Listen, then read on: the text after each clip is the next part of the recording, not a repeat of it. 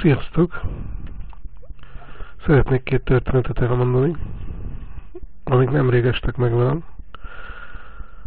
Az egyik az egy hete történt körülbelül, hogy néztünk ki az ablakon a tesómmal, az öcsémmel, téli este, és láttuk azt, hogy szemközti iskolának a tetején a hóba egy nyest szaladgál, kétségbe esettem, és ez a nyest nem találta azt a helyet, ahol fölmászott a tetőre, és ezért kétségbe esetten kereste ezt a lejáratot.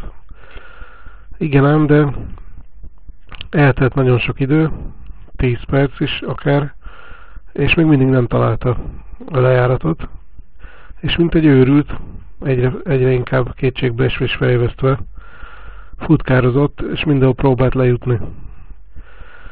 És megsajnáltam természetesen ezt az állatkát, hogy nehogy már itt őrüljön meg a tetőn, és egyszerűen elmondtam egy imát, hogy Istenem segíts neki, hogy megtalálja az utat, hogy ne dögöljön meg ott a tetőn. És abban a pillanatban, hogy ezt az imát kimondtam, rögtön utána elkövetkezendő másodpercekben talált egy vékony kis ágat, amin valahogy fölmászott ügyesen, és azzal le tudott menni. És a másik történet, és ezt mindjárt kibontom ezeket a dolgokat, az pedig az, hogy múltkor sétáltam az utcán, esett az eső, és a kocsi parkolóba találtam a földön egy ilyen plüssbárányt, ami tiszta olaj volt, kosz volt, már napok óta heverhetett a földön, és teljes mértékben koszos volt, magyarán.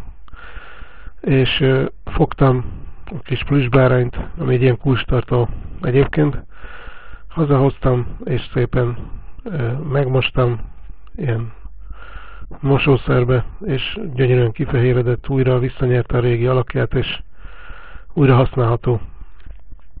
Gondolom sejtitek, hogy mind a két példázat Isten és Krisztus és a mi kapcsolatunkat példázza, hiszen a csodák azok jelen vannak az életünkben, csak észre kell őket venni.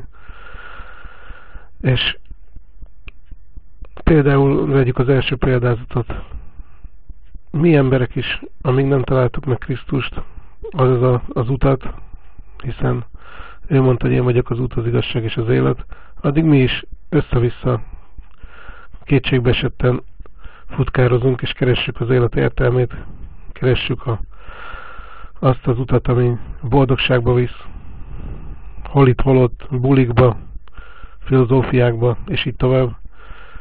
És hála Istennek, hogy van valóban, ahogy én is kívülről ezt láttam, és engem nem látott a nyest, ugyanígy Isten is, és Krisztus is lát minket, és ő imádkozik értünk, hogy megtaláljuk az utat, és ez keresztényekre is igaz, hogyha nem találja egy keresztény az útját, vagy akár a munkahelyét, vagy a társát, vagy a szolgálatát. Krisztus imádkozik értünk, hogy ezt megtaláljuk. És ő most is imádkozik, és közben erre az atyánál. Érted? És ahogy nekem is az imám nagyobb volt, mint a nyestnek a tudatlansága, és hatott, és elérte a célját, és a nyest erről nem is tudott. Meg ugyanígy Isten nagyobb, mint mi, és neki nagyobbak a gondolatai, és annál viszont most jutott eszembe, hogy viszont nekünk az a fantasztikus, hogy bennünk él Isten, tehát, hogy ez az Ószövetségben még igaz volt, hogy nagyobb azok az ő gondolatai, de az Új Szövetségben már bennünk lakik Krisztus, és az ő gondolatai azok ki vannak nekünk jelentve, hiszen bennünk él a Szent Szellem által Krisztus, tehát tulajdonképpen nekünk már van egy ilyen belső GPS, ami elvezérel minket. Úgyhogy ha olyan az életed, hogy még nem találod nem találod pontosan a kiutat vagy a helyet, akkor hidd el, hogy Isten néz, és megesik rajtad a szíve, hogy nekem is a nyestem, és megtalálod. És a másik ugye ez a bárány példázata, hogy Istennek a fő tevékenysége az, hogy megkeresse a bárányokat, az elveszetteket, és megtisztítsa, és beépítse, füves legelőkre vezesse, és beépítse őket a családjába. És erre rengeteg példázat van, például Lukás 15:4-5 is azt mondja, hogy akinek 100 juha van és elveszít egyet, az ott hagyja a 99-et, és elmegy az elveszett után, amíg meg nem találja. És örömében vállára veszi. Hazamegy, összehívja barátait és szomszédait, és ezt mondja, örüljetek velem, mert megtaláltam az elveszett juhamat. Mondom nektek, ugyanígy nagyobb öröm lesz a mennyben egy bűnös megtérésén, mint 99 igaz miatt. Ez a Lukács 15-től, és akkor a 7-ig elment. És ez is lehet, hogy már valakinek egy közhely, egy régi kereszténynek, ez már szinte egy ilyen közhely, hogy igen, vannak ilyen igék, Jézus a jó pásztor, hát de jó. Igen ám, de emlékezzünk meg, hogy valóban, amikor megtértünk, milyen örömet éltünk át, hogy mennyire átéltük azt az állapotot, hogy elveszettségből bekerültünk Jézusnak a jelenlétébe. És még a mennybe is örömünnep zajlott, és ennek az örömét nem szabad elveszíteni, hogy mi nekünk is akkor jön ez az öröm, hogyha embereket tudunk mi is összegyűjteni. Mert Krisztus bennünkkel, és Krisztus bennünk azt akarja, hogy ugyanezt tegyük, hogy keressük meg az elveszetteket, és vegyük a vállunkra őket, és hogy tényleg a kis hercegben is van, hogy felelősök lettünk azokért, akiket megszelítettünk, és kérdezem én, hogy megvan ez a lelkület bennünk, hogy igenis, ez a pásztori szív, hogy elmegyünk az elveszettekért. Mert ha Krisztus bennünk él, akkor igenis ő bennünk ezt cselekszi, akkor ez bennünk van. És tulajdonképpen nagyon fontos, hogy el vagyunk fogadva Krisztusnál. És Krisztus tényleg előttünk jár, és ismerjük a hangját. És ha esetleg úgy érzed, valaki ezt hallgatod, hogy te rád ez valamilyen nem tudod még betalálni, ez még nem vonatkozik, akkor annyit tudok mondani, hogy tényleg Krisztust kell a középpontba helyezni, mert Krisztus a kereszthalálában elhordozta a mi Istentől elválasztottságunkat, hogy mi elfogadottak legyünk Istennél. És arra kérlek, hogy akkor nyugodtan vald is meg ezt velem, hogy Jézus elviselte az én elutasítottságomat, hogy én elnyerhessem az elfogadottságát. És Isten úgy néz rád, ha befogadod Krisztust a szívedbe,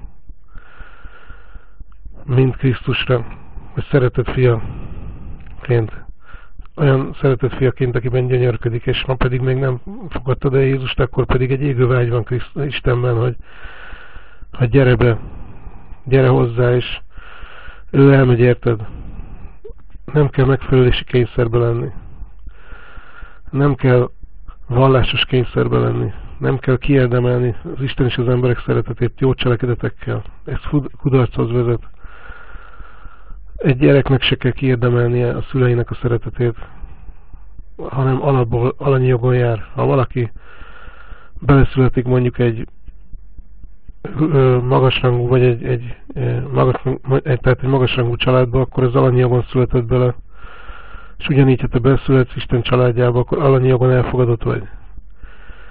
És hát a sátán az, aki ezt támadja, és ő az, aki a tolvaj, ő a farkas, aki el akar rabolni a juhokat. De hála Istennek, az ige az azt mondja, hogy János 10:11-12-ben, hogy Jézus magára mondja, hogy én vagyok a jó pásztor. A jó pásztor életét adja a juhokért. A béres nem igazi pásztor, neki a juhok nem a sajátjai. Amikor látja a farkast jönni, elhagyja a juhokat és elfut. A farkas pedig elragadja és elszéleszti őket. De Jézus pedig azt mondta, hogy az én juhaim hallgatnak a hangomra, én ismerem őket, ők pedig követnek engem. És én örök életet adok nekik, és nem vesznek el soha, mert senki sem ragadhatja ki őket az én kezemből. Tehát senki nem ragadhat ki minket. És adjunk hálát ezért Istennek, hogy ilyen Istenünk van, aki a bárányokat megtisztítja, füves legelőkhöz, csendes vizekhez tereli, aki irgalmas, és ha látja, hogy bajba vagyunk, segít, ha beteg vagy, gyógyít, ha nem találod a helyedet, ő elvezet. És ez akkor valósul meg, amikor hálát adsz ezért, és megnyugszik a szíved, hogy amikor hitben tudsz járni. És én is ezért imádkozom, hogy adjon az Úr kegyelmet, hogy hitben tudjunk járni. És áldást kívánok minden kedves hallgatónak.